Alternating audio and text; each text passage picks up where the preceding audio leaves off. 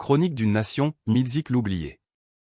Au début de la Deuxième Guerre mondiale, un bataillon composé de 3000 soldats français s'installa dans le nord du Gabon à Midzik en 1939, après la prise de la ville de Paris par les Allemands.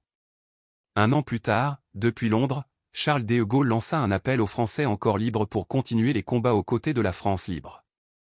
Ce mouvement visait à maintenir la résistance contre l'occupation allemande et à préserver l'intégrité de la France.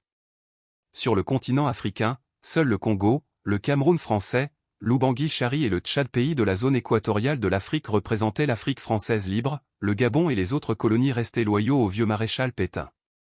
Conquérir le Gabon était crucial pour consolider la zone équatoriale libre, ce qui rendit inévitable la guerre fratricide entre les forces françaises. En 1976, l'honorable député du Haut-le-Ntem Moïse Nkogemvee, alors âgé de 12 ans lors des événements, relatait « Les exploits des soldats allemands nous parviennent chaque jour. On raconte 1000 mystères sur la personne du chef des Allemands, le grand Hitler, qui s'apprête à prendre toute la terre. Toute la population villageoise chez nous frémit en apprenant ces nouvelles.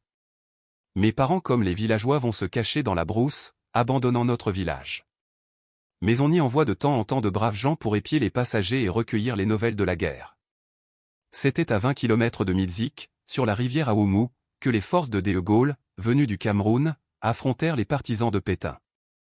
La guerre entre les deux armées était impitoyable, semant la mort de village en village. Les forces gaullistes, plus nombreuses et mieux armées, prirent Midzik et Libreville après 3 jours de combats acharnés. Le général De Gaulle obtint ainsi le contrôle total du territoire gabonais, ce qui permit à la France libre de posséder l'ensemble de l'Afrique équatoriale française et d'autres colonies par la suite.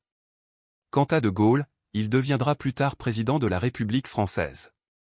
Et si la majorité des colonies avaient été définitivement soumises à l'occupation allemande de Paris, si la zone équatoriale du continent n'avait pas été conquise, et si finalement la bataille de Midzik avait été un échec pour la France libre, quel visage aurait aujourd'hui la France, sans les différents débarquements des forces françaises d'Afrique? Aujourd'hui, les lieux érigés en hommage à ceux qui ont marqué l'histoire de la France libre sont devenus des lieux de pèlerinage pour les dirigeants africains lors des commémorations annuelles. Cependant, combien de villes comme Midzik, ou de villages comme Nzork, acteurs historiques dans la fondation de la France libre, sont honorés à leur juste valeur? La reconnaissance de ces lieux et de leurs contributions essentielles mérite une attention plus soutenue pour préserver la mémoire de ceux qui ont joué un rôle crucial dans cette épopée historique.